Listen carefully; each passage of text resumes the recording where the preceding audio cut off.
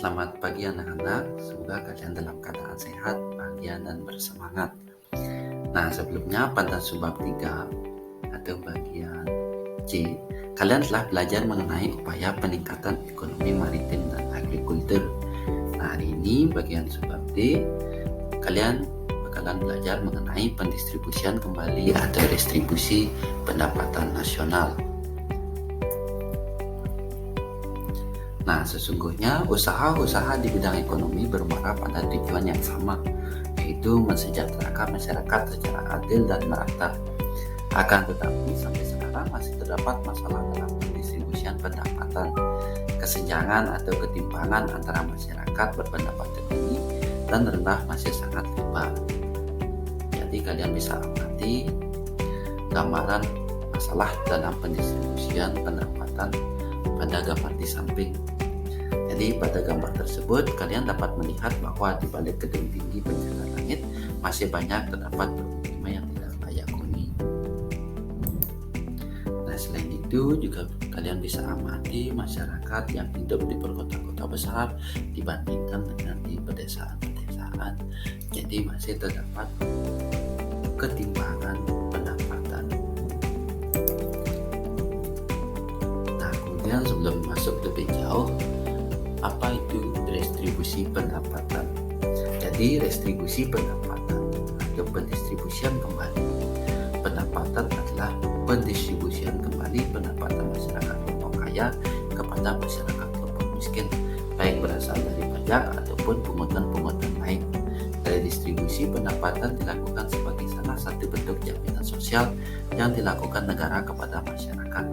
Jaminan sosial bukanlah pengeluaran publik yang sia-sia, melainkan sebuah bentuk investasi sosial yang menguntungkan dalam jangka panjang dilandasi dua pilar utama, yakni redistribusi pendapatan dan solidaritas sosial. Nah, kemudian redistribusi pendapatan dapat berbentuk vertikal dan horizontal. Yang pertama yaitu redistribusi vertikal, menunjuk pada transfer uang dari orang kaya ke orang miskin.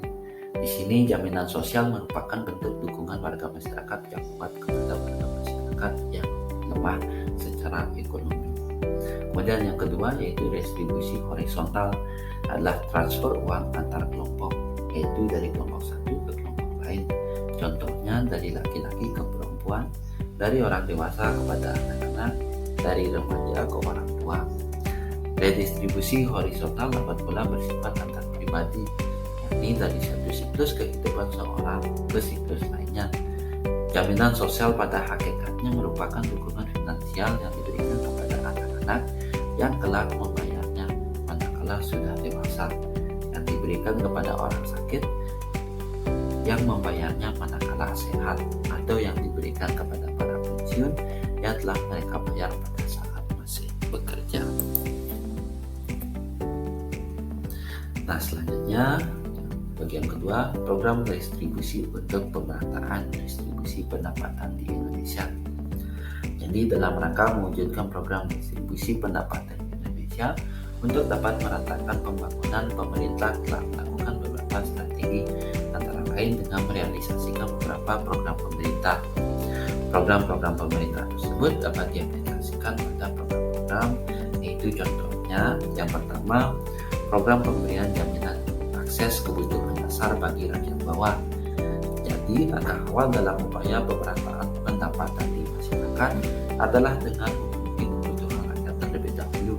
Kebutuhan tersebut adalah mencakup kebutuhan dasar, sandang, pangan, papan, akses kesehatan, dan pendidikan. Strategi pemenuhan kebutuhan dasar rakyat yang dilakukan pemerintah diantaranya bantuan langsung tunai atau BLT untuk memenuhi kebutuhan sehari-hari rakyat, bantuan tunai bersyarat atau BTB, atau disebut juga program keluarga harapan atau PKH, jaminan sosial atau social security, bantuan operasional sekolah atau BOS, dan beasiswa untuk memenuhi akses pendidikan bagi mereka yang kurang mampu, serta jaminan kesehatan masyarakat atau Jamkesmas untuk memenuhi kebutuhan akan kesehatan yang gratis. Kemudian selanjutnya yang kedua yaitu program kredit lunak dan penjaminan kredit berbasis komunitas. Jadi pada tanggal 5 November 2007 telah diresmikan program kredit usaha rakyat atau KUR. Kebijakan ini tentunya merupakan angin segar yang sudah lama ditunggu oleh masyarakat, khususnya usaha mikro dan usaha kecil. Dengan kebijakan KUR, UMKM akan terhindar dari kendala aturan-aturan perbankan yang menyulitkan mereka untuk mendapatkan pinjaman modal dari lembaga keuangan formal atau LKF. Karena dalam program KUR, pemerintah telah menitipkan uang yang berasal dari APBN sebesar 1,4 triliun rupiah pada lembaga penjaminan. Harapannya, bank-bank nasional yang dilibatkan dalam program tersebut akan mampu memberikan pinjaman kepada UMKM. Jadi kebijakan ini diharapkan dapat membantu masyarakat golongan menengah ke bawah sehingga dapat menjadi wirausaha yang mandiri serta membantu mengurangi persentase penduduk miskin di Indonesia. Kemudian bagian ketiga, bagian C, adanya pengembangan usaha atau industri kecil. Jadi ada beberapa alasan mengapa usaha kecil perlu dikembangkan. Itu yang pertama, usaha kecil menyerap banyak tenaga kerja. Berkembangnya usaha kecil menengah akan menimbulkan dampak positif terhadap peningkatan jumlah tenaga kerja serta pengurangan jumlah kemiskinan. Yang kedua, pemerataan dalam distribusi pembangunan. Lokasi UKM hanya di pedesaan dan menggunakan sumber daya alam lokal. Dengan berkembangnya UKM, pedesaan dan menggunakan sumber daya alam lokal. Dengan perkembangannya, UKM terjadi pemerataan dalam distribusi, pendapatan dan juga pemerataan pembangunan sehingga akan mengurangi diskriminasi spasial antara kota dan desa. Ketiga, pemerataan dalam distribusi pendapatan. UKM sangat kompetitif dengan pola pasar hampir sempurna. Tidak ada monopoli dan mudah dimasuki. Pengembangan UKM yang melibatkan banyak tenaga kerja pada akhirnya akan membuat tinggi daya beli. Hal ini terjadi karena pengangguran berkurang dan adanya pemerataan pendapatan yang pada gilirannya akan mengentaskan kemiskinan. Jadi upaya pemerintah dalam melaksanakan pemberdayaan UMKM melalui penerapan program nasional pemberdayaan masyarakat mandiri perdesaan atau PMPM mandiri perdesaan merupakan salah satu mekanisme program pemberdayaan masyarakat yang digunakan PMPM mandiri dalam upaya mempercepat pemerataan pendapatan, penanggulangan kemiskinan, dan perluasan kesempatan kerja di wilayah perdesaan. Program ini dilakukan lebih mendorong upaya peningkatan kualitas hidup, kesejahteraan, dan kemandirian masyarakat di perdesaan. Kemudian bagian D, yaitu bagian nomor 4, pemerintah bekerja sama dengan swasta lokal dan asing untuk menjalankan program Cooperative Social Responsibility atau CSR. Dengan adanya program pemerintah yang bekerja sama dengan usaha lokal dan asing untuk menjalankan program Cooperative Social Responsibility atau CSR, diharapkan golongan masyarakat bawah, buruh usaha, dan usaha-usaha bisa mendapatkan kesempatan untuk ikut dalam kegiatan ekonomi yang produktif secara keseluruhan, bukan hanya segelintir pengusaha yang mendapat perlakuan khusus atau corner of privilege. Untuk keperluan tersebut, pemerintah hendaknya melaksanakan prinsip tanggung jawab sosial yang menjadi tumpuan dan jaminan bahwa segenap lapisan masyarakat secara keseluruhan bisa menikmati hasil pembangunan ekonomi yang tengah dilakukan. Jadi, untuk itu pemerintah harus mampu bekerja sama dengan swasta lokal dan asing untuk menjalankan program Cooperative Social Responsibility atau CSR. Bahkan kalau perlu mewajibkan persentase laba bersih tertentu perusahaan untuk kegiatan CSR melalui pola babak angkat dalam kegiatan ekonomi. CSR selanjutnya dapat dijadikan sebagai salah satu indikator tanggung jawab sosial untuk membantu pengembangan dunia usaha kecil, menengah, Program ini menjadi CSR sebagai tanggung jawab yang melekat pada setiap perusahaan untuk tetap menciptakan hubungan serasi, seimbang, dan sesuai dengan lingkungan, nilai norma, dan budaya masyarakat setempat. Kemudian yang terakhir, yang kelima, yaitu pemerintah konsisten dalam mewujudkan kebijakan penegakan hukum dan keadilan ekonomi. Dalam hubungan ini, peran pemerintah sangatlah besar sebagai pembuat strategi dan kebijakan-kebijakan dalam menciptakan pembagian pendapatan ekonomi masyarakat yang lebih merata dan berperan secara aktif dalam melaksanakan program pemerataan pendapatan di masyarakat serta secara konsisten mewujudkan penegakan hukum sehingga dunia usaha nasional dan asing dapat melakukan usaha secara berkesinambungan untuk menciptakan lapangan kerja secara luas demi terciptanya pemerataan pendapatan.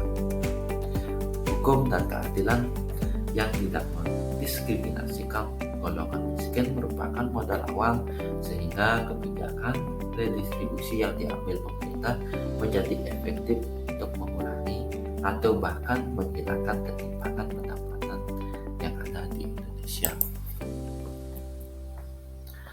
Nah, kemudian yang ketiga, ada beberapa alternatif praktik distribusi pendapatan di Indonesia. Jadi pemerintah sebagai pembuat kebijakan telah mengusahakan beberapa hal terkait dengan alternatif pendistribusian pendapatan, yaitu yang pertama adanya subsidi. Dalam rangka pendistribusian pendapatan, pemerintah berupaya untuk mendorong usaha kecil dan menengah agar tetap hidup dan memiliki daya saing. Maka dari itu pemerintah memberikan subsidi baik berupa potongan harga ataupun memberikan tambahan modal kepada produsen. Nah, contohnya kalian dapat amati pada gambar di samping adanya subsidi pupuk kepada petani dan rakyat miskin. Jadi dengan adanya subsidi pupuk kepada masyarakat, diharapkan petani dapat mengurangi pengeluaran, meningkatkan hasilnya sebaik-baiknya. Jadi dengan harga pupuk yang lebih rendah, diharapkan para petani dapat menjual hasil pertanian dengan harga yang lebih rendah sehingga dapat bersaing. Subsidi BBM juga diperuntukkan bagi kalangan menengah ke bawah. Pemberian subsidi bahan bakar juga diharapkan dapat menekan beban biaya transportasi masyarakat sehingga diharapkan hal tersebut memberikan dampak terhadap pemerataan ekonomi pada masyarakat. Kemudian yang kedua yaitu pengenaan pajak. Jadi selain pemberian subsidi, cara lain yang digunakan pemerintah untuk mendistribusikan pendapatan adalah dengan pengenaan pajak. Terdapat banyak jenis pajak di Indonesia, antara lain pajak penghasilan, pajak kendaraan bermotor, pajak terhadap barang mewah, dan sebagainya. Contohnya, seorang yang membeli mobil mewah dari luar negeri dikenakan pajak sebesar 10% dari harga barang mewah tersebut. Pajak penghasilan adalah pajak yang dibayarkan oleh seseorang yang sudah berpenghasilan dengan batas minimal penghasilan sebesar angka yang telah ditentukan pemerintah. Pajak kendaraan bermotor biasanya satu paket dengan perpajakan masa berlaku STNK. Nah, jadi itu materi untuk pembelajaran kali ini mengenai pendistribusian pendapatan nasional. Jadi kalau kalian ada pertanyaan, silakan bisa diketik pada kolom komentar. Jadi terima kasih untuk pembelajaran hari ini. Sampai ketemu di hari selanjutnya.